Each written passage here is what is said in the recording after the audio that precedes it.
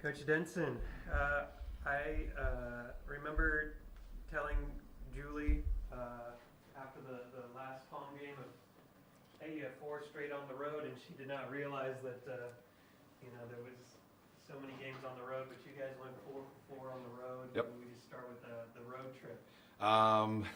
Let me think back to it first. It's been a while. We have truly been the definition of road warriors. We've taken advantage of, having an opportunity to scout teams and finding out their strengths, finding out their weaknesses. But our girls have done a tremendous job of paying attention to detail, knowing personnel, and executing game plans.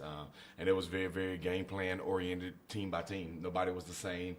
We had to come up with different strategies on how we were going to defend them. And luckily, the things that we've been doing defensively have been transitioning over to a lot of extra offensive possessions. But we have really, really enjoyed it, and it's been fun. It's been fun. And then, a lot of road games. Oh, yeah. Just talk about how tough that can be on a team, especially so early in the year, to be on the road just so much. Absolutely. It takes its tolls on you, but, it is the mindset that you set. We preach very, very much so, be where your feet are and control the controllables. And I think we're doing a really good job at knowing that we need to get to the cities, get some rest, hydrate, talk about our game plan and get out and execute it the next day in competition. So we just taking it one day at a time. No need to rush through opponents. We took our time with each individual opponent respectfully and gave them our best effort. So we put a lot of details into our travels, opportunities to, hydrate, get rest, things like that. But we really, really did a really good job of executing, the on-the-road game plan of, getting where we need to be, getting meals ate, getting some film study, some study hall in as well, and then getting to the competition. And when it comes to road games, it could be kind of a blessing there because it brings the team really close together. Absolutely. Because, it's you against the world at that point. How's that going to be helpful later on in the season when your backs are against the wall, it's conference time, it's go time? How's that going to be helpful? Absolutely. And the good thing about having the Wildcat fan base with you is sometimes they travel.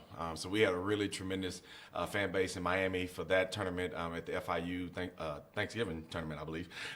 We had a really good fan base there. But, it does prepare you for the trips to Seattle, the trips to Utah Valley, the trips to Utah Tech, where, your fan base will be limited, but all you have is you. And so we encourage our bench to stay involved. We encourage all of our support staff to stay engaged in each game by game. So we do a really good job at, focusing on the things that we control. And for us, it's who we have in our locker room, the 12 players that we have, all the support staff. We do a really good job at giving them all the juice we can give them, pumping them up, giving them confidence. But the main thing is the main thing. We focus on the competition, go out and be great road warriors, and we talk about how defense travels. We can shoot in many different gyms, and shots can be on and off, but defense travels. And so putting our mind and hanging our hats on that aspect of the game has been really fun. And the start of the year was a little bit back and forth. Mm-hmm.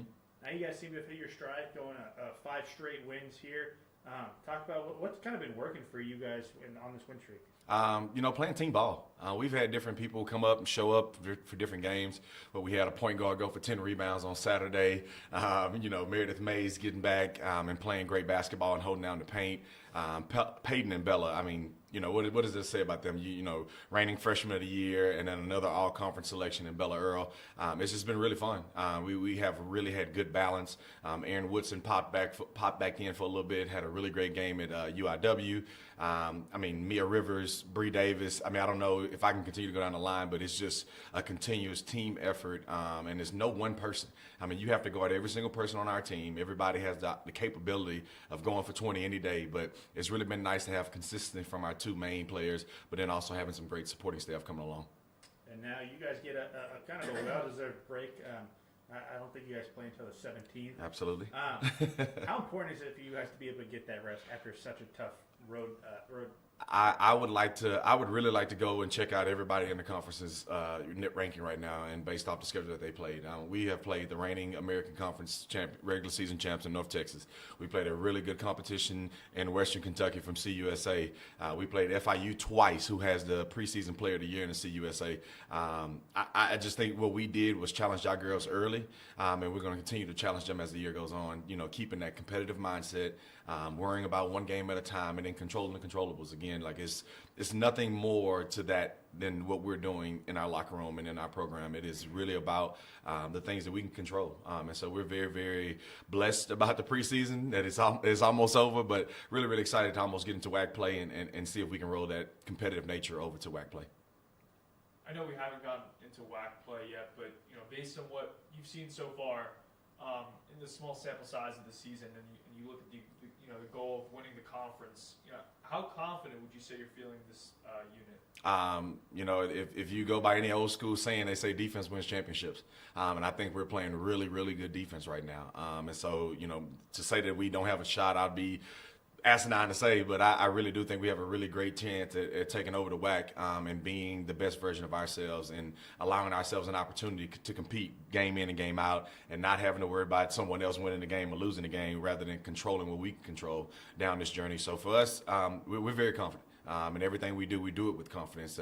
Coach Goodenough does a really good job in installing these morals and values into us as staff, but also our girls as they continue to go through life. As life is lifing sometime as a college athlete, they think the world's about to end, but it's really just another day, just another day, and be grateful for those opportunities because there is a chance that you could not have that opportunity. You can have it taken away from you in immediates. So being the 1% in this country that plays Division I basketball is a grateful thing, and so we try to make sure our girls remember that and know that on a daily basis. And I know you guys haven't necessarily been home a ton. You guys have obviously been on the road. Oh, a lot, yeah. But this is also the first year of the new Wildcat Den.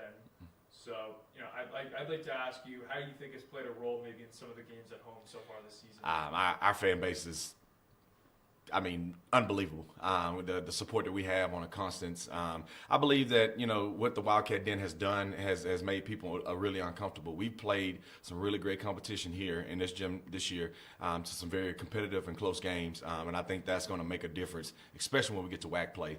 I think those type of teams, if they have not been in a hostile environment, it's one of those things that you have to get adjusted to. And so I think if we can continue to encourage our community to come out and support our students, come out and support. I think that'll be a great thing for us going into the finishing up preseason and then also WAC play. But playing in the Wildcat Den is not fun, and Coach Goodenough has a motto: only the cats win in Moody. So we try to keep that and hold that to a standard.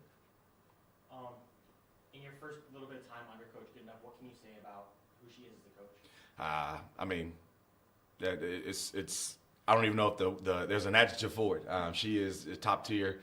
She's one of the greats in the state of Texas. The things that she's done over 30 years of experience, and coming in and giving me an opportunity to coach under her, you gain nothing but experience. And so it's been extremely fun. She's allows me to coach. She's allowed me to recruit those type of kids that could fit here at ACU. And so we're just gelling right now, and it's been fun. Our entire staff has had an extremely amount of fun coaching early on in this season. So we just want to keep that going, keep the positive energy, positive juices around, and just allow our players to feed off that. You mentioned your team playing really good defense right now. What do you think has led to that? Shifting of mindset. The thing about players is they don't care how much you know until they know how much you care. And so we've shown them that we care for them off the court. We've invested our time. We've taken them places, done things, had fun over the summer. But when it was time for business, they all checked in and said, okay, we know coach is about business. And so we have put them in positions to be successful. That's what coach's job is to do, is give student athletes an opportunity to have success on the basketball court, on the field, and in the locker room. And so we've done that, and they have exemplified just that excellence as we continue to progress in the season. Obviously, basketball is about wins and losses, Mm-hmm. but if you take that away, what is a successful game for your team? A successful game for us, I'm going to make sure I'm getting my Julie Goodenough mindset because I'm a defensive-minded guy. So it's probably making about 10 to 12 threes a game, having about 70 to 80 paintballs. And then for me, on the defensive side, it's probably forcing 17 to 20 turnovers, creating some extra possessions. And then, of course, probably finishing about 15 to 18 layups in the paint. So, we have a nice formula of getting to the free throw line, making layups, and making threes. So we've put a formula together that we think can structure great success as a team. So overall, I would say that's probably our secret formula. It is finals week. Can you talk about how that affects your workout schedule? week, even though you don't have games? How does it affect practice? It doesn't. It doesn't. It's a lot of opportunity for our student athletes to focus on the classroom, but then also give them an opportunity to also still get in the gym and have some regular workout routines. So we have an opportunity this week to shorten up some practices, get some people some rest, but also have some very short competitive practices as well. So I'm really looking forward to that. An opportunity to probably get out and see some local kids and get some recruiting done, which is always extremely hard to do during the midst of your season, especially the type of preseason we had. But it kind of balances itself out. So we'll do a good job of taking some time off, but then also balancing some good work in the weight room, and then some court work as well. Thank you, Coach. Go Wildcats! Appreciate it. I appreciate it. Good.